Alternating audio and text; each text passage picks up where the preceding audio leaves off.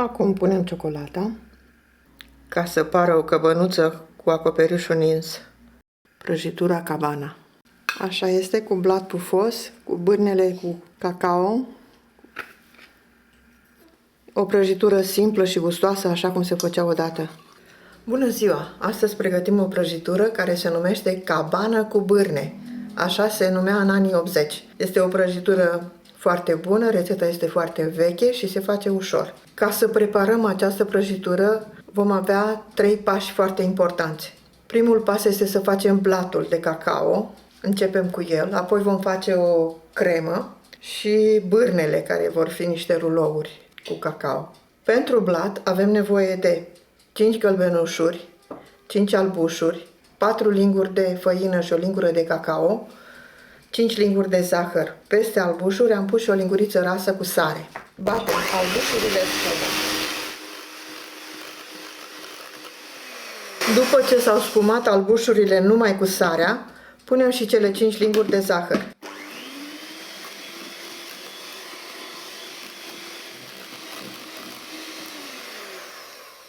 Am bătut bine, întoarcem castronul, vedem că nu curge albușul. Acum punem gălbenușurile. După cum vedeți, nu avem praf de copt la această rețetă. Dacă batem bine albușul, nu este nevoie.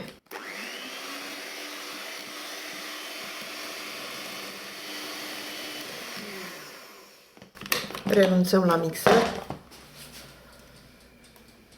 Punem făina și cacao, le dăm prin sită.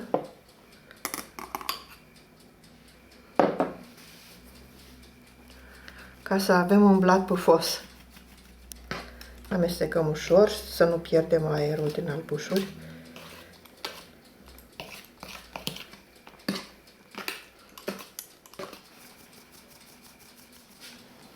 Între timp am pus și cuptorul la preîncălzit la 180 de grade și vom coace blatul maxim 20 de minute, vedem cum se rumenește.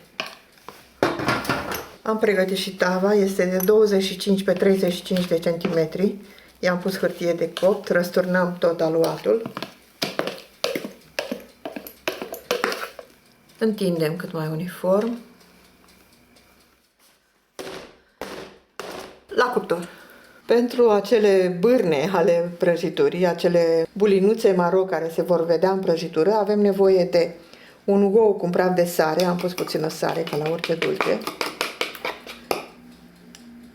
unt moale 50 de grame, zahăr pudră 50 de grame, amestecăm.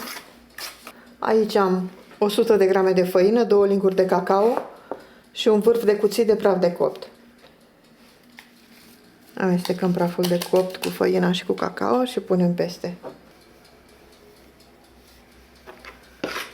Formăm un aluat.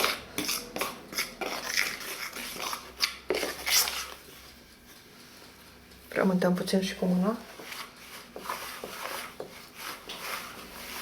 După cum se vede, este cam moale. Voi mai pune o lingură de făină. Am avut oul mare.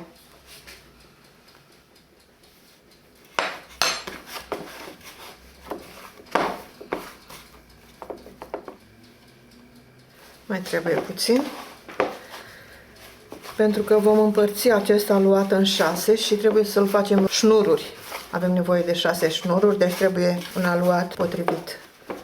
Așa a fost, plus minus 2 linguri cu făină, nu prea pline. Punem treptat ca să vedem. Mai folosim puțin și la modelare.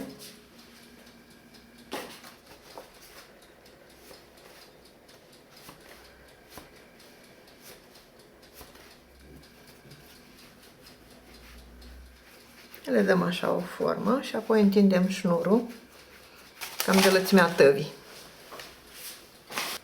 Pentru că și foaia o vom împărți, foaia de blat, ca să facem baza și lateralele.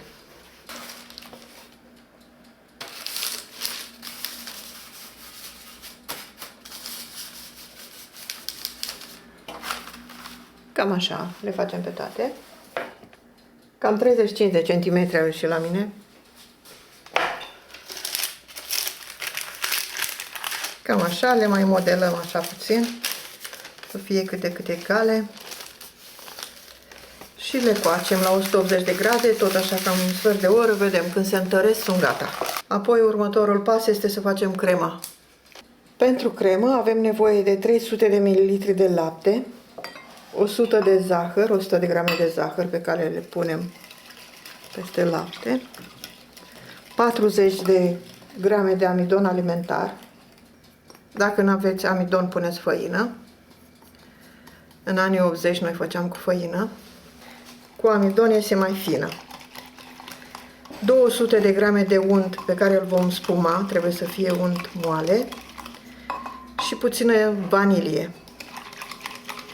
Esență ce avem. Le punem la fiert. Amestecăm în continuu ca să nu se lipească. S-a copt blatul, așa arată. Îl lăsăm să se răcească. Am pus și șnururile la copt. Scoatem și folia și îl lăsăm să se răcească. Între timp am fiert și crema. O răsturnam în alt vas pentru că trebuie să fie rece la temperatura camerei când o amestecăm cu untul. Vom spuma untul cu mixerul. Mai amestecăm în ea să nu facă coajă. Putem pune și vanilia.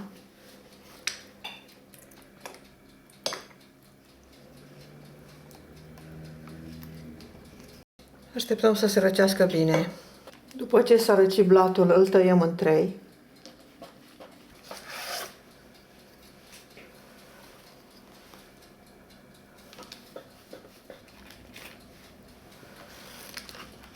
Îl așezăm pe o tavă. S-au copt și șnururile, bârnele prăjiturii. Acum spumăm bine untul.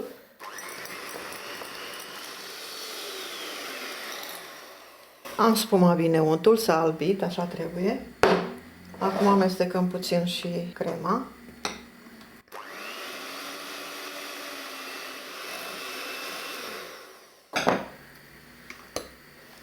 Și acum punem puțin câte puțin, cam câte o lingură așa, peste unt.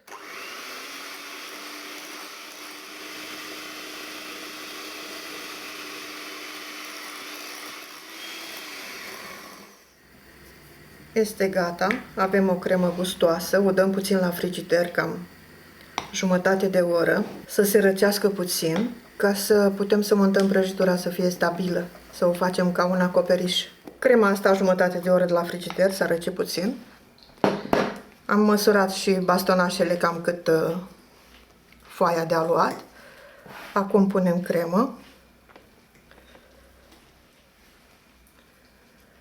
Punem la bază 3 bastonașe. Apoi punem iarăși cremă.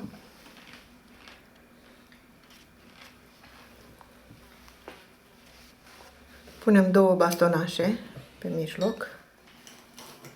Încă puțină cremă. Și ultimul bastonaș. Acoperim și aici cu cremă. Și acum lipim bucata de blat.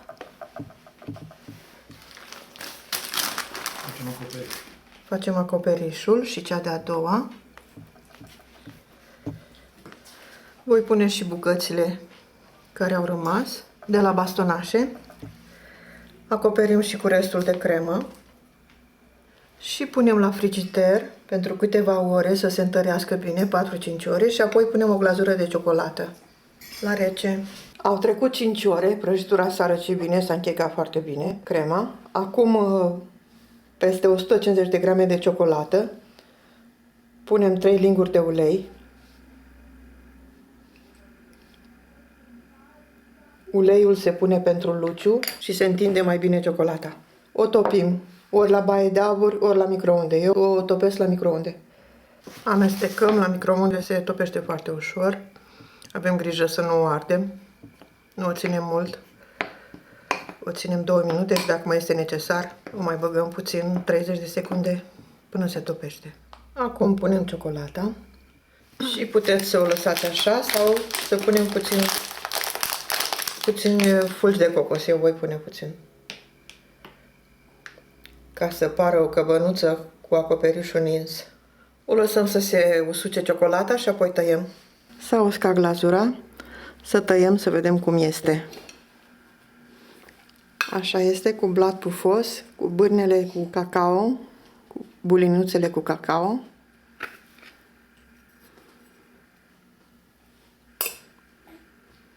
Este blatul pufos. Dacă îl coaceți într-o tavă mai mare, iese mai subțire. La mine a fost tava mai micuță. Crema este foarte gustoasă. O prăjitură simplă și gustoasă, așa cum se făcea odată. Poftă bună!